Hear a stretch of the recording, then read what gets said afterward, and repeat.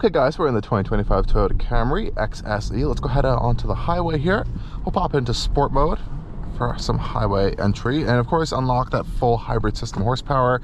It looks like we're going into straight stop to traffic though, so we'll just get a little bit of a quick acceleration here and we'll test out Toyota's Safety Sense 3.0 systems because they work fantastic out here in these perfect conditions for some traffic assist. So since we are not accelerating onto the highway today due to some traffic, we're going to test out our Safety Sense 3.0 system. So of course we can activate all of those systems from our right hand side of the steering wheel here, and you know, we just got out of a all-new Toyota Land Cruiser that has this exact same system, and I'm very impressed to see this in a Camry, which costs tens of thousands of dollars less than said Land Cruiser. And this new system is going to be offered in quite a lot of Toyota products now, honestly, and it's very easy to use. So you essentially have two modes to switch and toggle in between your adaptive cruise modes. So you can either turn on adaptive cruise or regular cruise control, so it's just the speed.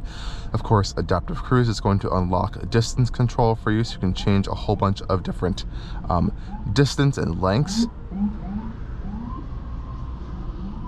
So you can change a whole bunch of different distances and lengths for your following distance in front of the vehicle. And I found actually that the Toyota Safety Sense 3.0 actually does work quite well in terms of being efficient. So let's activate it right now. All I do is press this button and it's on.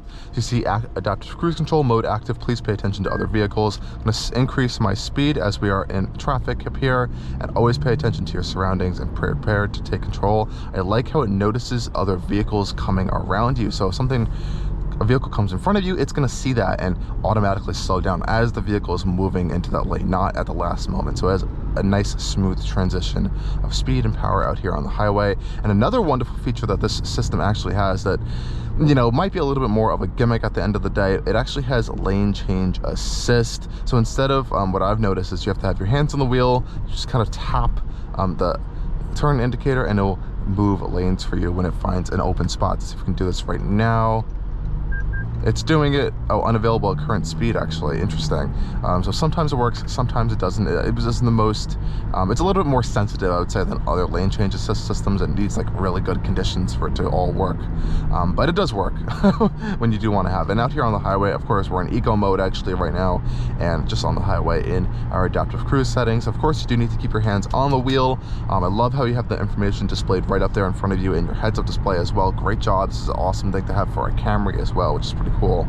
And you have really great access to a lot of controls in your Camry, such as activating your navigation system if you need to adjust something, changing any of your climate controls. Very easy to do so. And you also have the benefit of having the voice assistant. So I could say, Toyota, turn off my heated seats.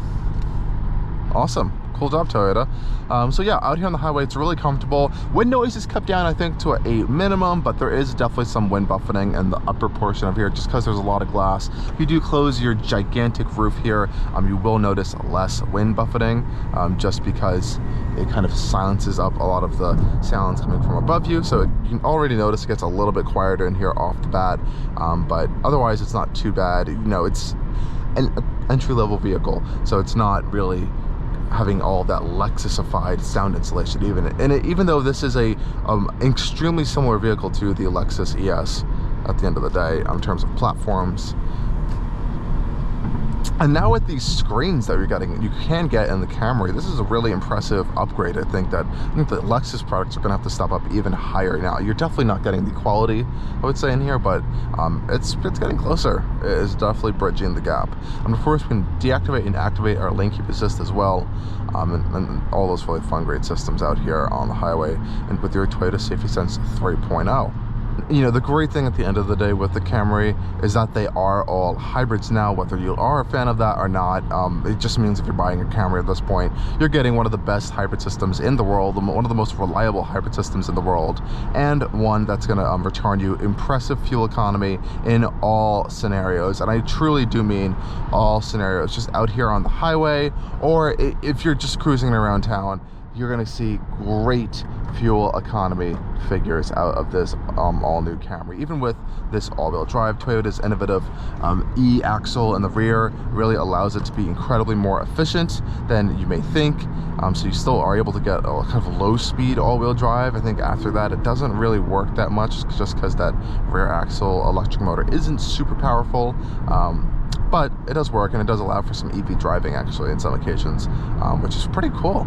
I've even seen some scenarios where this car is either rear-wheel drive for a second, or it's front-wheel drive for a second, or it's all-wheel drive. It switches it up constantly with this hybrid system, and kind of deciding what it's going to do to get you the best fuel economy, especially here in eco mode. You do have paddle shifters if you choose to use those, but I don't really think it's something we need in the Camry XSE Hybrid. And since this is the only powertrain you can get in the Camry now, I don't know. I don't really see it being a sportier vehicle. It still has some good driving dynamics, I think, to it. Very front-wheel drive. You can kind of get, it's an interesting vehicle now with this all-wheel drive system. It's very front-wheel drive in some situations, very stable and planted in some other situations. So you really get that feeling of that all-wheel drive when you need it only. It's not, I feel like it's not always there for you. It's kind of just picking and choosing. Like if you need some traction out of a corner, if you need more acceleration on like a wet or slippery surface, it's going to give you that power. But going to a corner, you still kind of feel the front wheel slip just a tad bit, and you can see the traction light flash on. But yeah, already out here on the highway, we just started our trip. 30.6 mpg off the get-go. I've seen already 50 mpg and higher in some driving scenarios over the course of this week. So this thing's impressive. If you really want to save fuel, yeah, go for the new Camry. It's been a week, and I have not used half a tank yet. I have driven a lot of miles. I've probably driven 200 miles already, and I have not used half the tank. So this is a really impressive vehicle in terms of really squeezing out the best efficiency you can out of modern day powertrains. And I think this is the way forward. Going forward, I think this is kind of how I think manufacturers should be thinking, kind of using the best of what we have of combustion and electrification and combining them together to create ultra efficient vehicles. Okay, here we go. Traffic jam assist has turned on. We have a really cool indication. Take control of steering wheel as well. They still want to make sure you're aware, but yeah, really cool. And it'll kind of keep us going through our traffic. You can see the cool indicator out here as well as up on our heads-up display. Now I can actually take my hands off the wheel for a second, but of course, always pay attention. Have them ready, because you never know what could happen in a traffic scenario. I guess this is a good moment to show that you can actually change your meter style as well. You can go hybrid, you can have a speedometer, or the tachometer that we've been using. I guess we'll pop on the hybrid system mode. You can also change it to meter style. So I could do sporty, I could do tough, I could do smart. Lots of cool designs actually on here. And you can also change your type. So I can have 2 gauges as well. But the second you go into drive, you lose the capability of editing of this as a safety feature. Toyotas and a lot of Japanese automakers do this. I do want to say that I really wish Toyota would take a lot of these settings, and this also goes for a lot of other Japanese automakers too, because they do the same thing, and out of the screen and throw them into the entertainment settings. It's just way too much stuff in the screen to navigate on this little click wheel button here, and it's a little bit confusing. You can't get a lot of descriptions of information, which I want. So I would love to see that moved in there. And this goes for, again, every Japanese automaker from Nissan to Infiniti, Lexus as well. They all do a very similar style thing. I just think it's a little bit cluttered in terms of information being in one space. Now out here on side roads, this is where the Camry really shines. It's incredibly efficient. It's almost in EV mode all the time. You have that battery indicator we have on this particular widget here, which you can select from many different widgets. So that's going to show you your status. I like to have that screen up, and usually there doesn't seem to be a version of that in here like I've seen on Lexus products. When you go to vehicle, you can see some trip information stuff. All I can really see is MPG here, current history, efficiency data. But this car has been very efficient, averaging like 99% of the time 40 MPG, which is impressive. And around town here, you have the ability to just pop it into EV mode.